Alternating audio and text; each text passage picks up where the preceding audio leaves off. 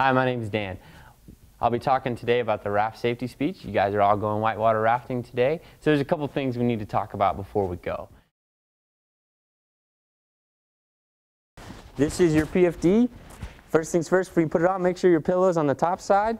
You don't want it tucked under your back, and that way it can keep your head above water if you do go for a swim. There's 4 buckles. Just go ahead and loosen everything before you put it on. It's a little easier to put on. Just buckle all 4, make sure you get the bottom one.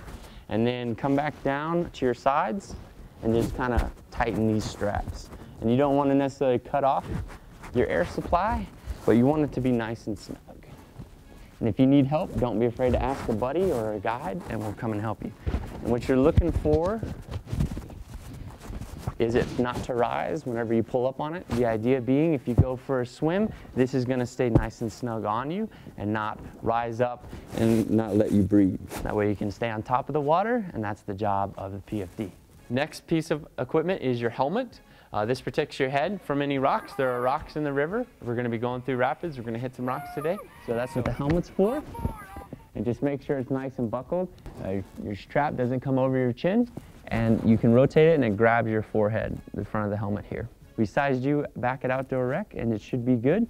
But just kind of double check everything and make sure your strap doesn't come over your chin. So the next thing, we're going to talk about the raft here in a little bit. But our mode of transportation is the raft, and then you're going to have a paddle. This is not an oar. You have 3 parts of this. You have your T-grip, you have your shaft, and then the blade. So a couple things, whenever you're hanging out, make sure you're always hanging on to the T-grip. So if you need to point at something, scratch something, pick your nose, whatever that is, make sure you have a hand on the T-grip. The reason being is that this is a piece of metal coated in plastic.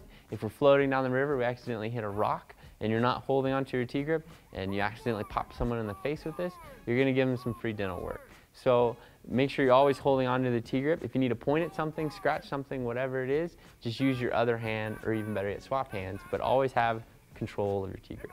Also with the blade, whenever you're paddling, you want to put the whole blade in the water, not just like the tip, not just half of the blade, but the whole thing. You guys are the engine today, your guides are just the rudder, or we're steering the boat, and you guys are the engine. So make sure you guys are good engines, and make sure you just hang on to that T-grip at all times, and your blade's always fully in the water. We're going to talk about the parts and pieces of the raft. First, you'll notice there's some tubes going across the middle. Those are the thwarts. They're not seats. You're actually going to sit on the perimeter tube. The reason for this is it gets you outside the middle of the boat so you can use your core muscles when you paddle, and it makes you more efficient and stronger. Where you put your feet so you can stay in the boat. If you're in the front row, you'll have foot cups.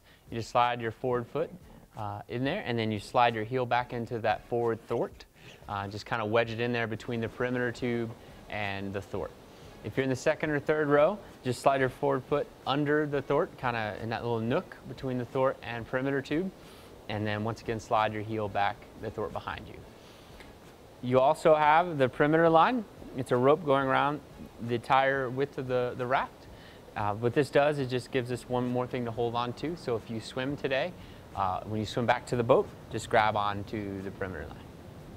So commands, you guys are the propulsion today. What that means is your guide's going to call out specific strokes. There's only 3 of them, paddling strokes. And what that means is your guide will call out a command, for example, like a forward 2. Forward 2? And what that means, you're going to give 2 forward strokes. If he says like back 1, you'll give 1 back stroke. And your guide will talk about, you'll practice these whenever you get in the river, so don't freak out about it. On land, it's a little awkward. But as soon as you get in the river, expect to be practicing these strokes. By the time you end the day today, you're going to be really good at them. So your forward strokes, the one you're going to hear the most today. This one's pretty easy. What that means, most strokes, if you don't even think about the paddle, are using a lot of torso, a lot of core muscles. It's not your arms. If you use your arms the entire day today, you'll be super sore tomorrow, and you're not going to be as strong in 20, 30 minutes of this trip because you've already worn out your arms. So what that means is when you're sitting in the raft, you're just going to lean forward as far as you can, stick your arms out as far as you can, and so they're locked, and all you're going to do is you're going to sit up and bring that paddle to your body and keep it as vertical as possible. Your backstrokes start the same way your forward strokes start. You're going to start leaning forward, but this time you're going to have the T-grip in front of you and the paddle blade behind you, and you're gonna rest this roughly on your hip or on the side of your leg, and you're just gonna sit up once again and pry it off of your hip. You wanna be in sync, not Backstreet Boys, all right? So, your last stroke you're gonna hear the least is a turning command. If I said left back, right forward, that means the left side of the boat would give me backstrokes, and the right side of the boat would give me forward strokes. So imagine a bulldozer or a tank, how it's on treads. You guys are treads. And if you go opposite directions, you're going to turn really fast that direction. If I said all forward, that means keep paddling forward until I say stop. So if we're going through a big rapid or we need a lot of speed and a lot of power, I might just say all forward, and you might give me 5 or 6 strokes, and then I'll say stop. But just keep it going until I say stop. So another command you might hear from a guide is a high side. What this means is people need to get to the high side of the boat. And why we do that is there's rocks in the river, and we might be floating along, and you get a raft up on a rock that you may not want to. And as the boat starts to rise up out of the water, the people on the low side of the boat can actually help the boat flip or get stuck on this rock. So your guide may call a high side, and this means get to the high side of the boat. It's pretty easy to figure out which side's the high side. If your shorts are getting sucked off, then you're on the low side of the boat. So get to the high side. It's not a polite walk there, it's get there as fast as you can. And if you do it successfully, that means the boat comes back down and just bounces off the rock and moves on down the river. So the most common question I get, besides where I go to the bathroom, is what happens when you fall out of the boat? So first things first, you have your PFD on. You're gonna float. That's gonna be your initial reaction. You're gonna come to the surface, take a deep breath, don't freak out. Most of the times when you fall out of the boat, you're right next to the boat.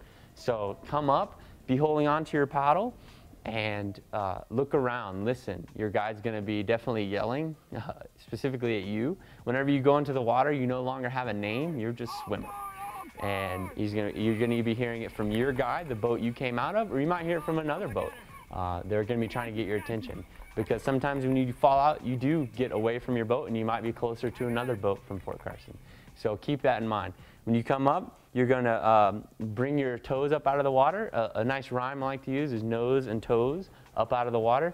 The reason being is if your feet are pointed downstream and you're coming up at a rock, you can use your feet as bumpers and kind of push yourself off of those rocks. And more importantly is if you try to tread water or stand up in moving water, you have a thing what can potentially happen is called foot entrapment. It's one of the most dangerous things in the river. And the bad thing or scary thing about this is once you get your foot stuck, it's hard to get it unstuck. And you're gonna get tired after a while, and the river is not gonna get tired. So keep your nose and toes above water. The only time you should ever stand in the river is if you can see the bottom or if it's elbow depth or shallower. So whenever you have your nose and toes, it's called a defensive swimming position. Once again, keeps your feet above water, keeps the rocks out of your face, and if you turn over on your stomach and aggressively swim somewhere, whether that's the boat or shore, that's an aggressive swim position versus defense. And you only want to do that when you want to get somewhere in a hurry, because just like I said, it does expose you. You're just going to swim as best as you can. Typically that's freestyle. When you're wearing a PFD, you're going to get a ton of flotation, so just stick with it. Once again, stick with it, follow instructions, and just do it until it's done. So how to get back in the boat? It only takes one person to pull in another person. So keep this in mind, is if you fall out, the person sitting across from you is going to be the person that pulls you in, or the raft guide. And how you do it is, if you're the swimmer, remember, nose and toes above water, got your paddle, hold on to the chicken line. The person sitting across from you is going to put their paddle away. They're going to grab your paddle, or the swimmer's paddle, and stow that somewhere. Just be careful when you do this. Don't just throw it and it goes back in the water or hits someone in the face. Just be mindful where you put it. And you're going to grab the lapels of that swimmer. And you're going to grab the lapels, keep your arms nice and locked, and put your knees against the perimeter tube, and just keep your back straight as possible, and then just fall down or sit down into the raft and pull that person up. Once again, it only takes one person to do this, and you'd be surprised how easy it is. The whole thing should take about 5 to 10 seconds. And once you're back in the boat, get back up, sit in your seats, and then keep paddling or listen for instructions from the guide. If you fall out and you're a little further away, the person can extend their T-grip. This is one of the few times you can let go of your T-grip. They can extend their T-grip, pull you back to the chicken line, repeat the process. If you're the swimmer, you got your paddle still, you can do the same thing to that person in the raft. If you get really far away from the raft, a guide may throw a rope at you or a throw bag. It's 70 feet of rope and roughly the shape of a football. Some important things to remember: don't catch the bag. Whenever you're in the water, the guide's going to yell swimmer. He's going to point at you, get your attention, and say rope, and it's going to try to be as best of a throw as possible. It may not land in your hands, but if it's a couple feet away, swim towards it aggressively. Get it, grab the rope, don't wrap it around your hands. Don't try to give yourself a better grip, because you want to be able to let go of this if we tell you to. Once you grab it, throw it over your shoulder, point your feet downstream, and you're going to get a nice tug, and it's going to whip you in to the shore, and then we'll pull you in or pull you back to the boat.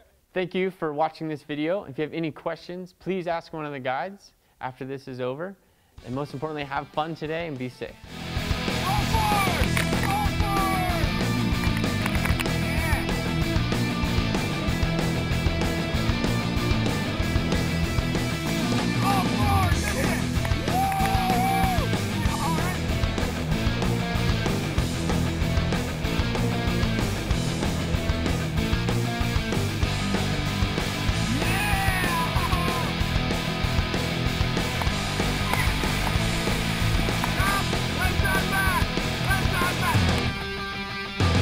Back up!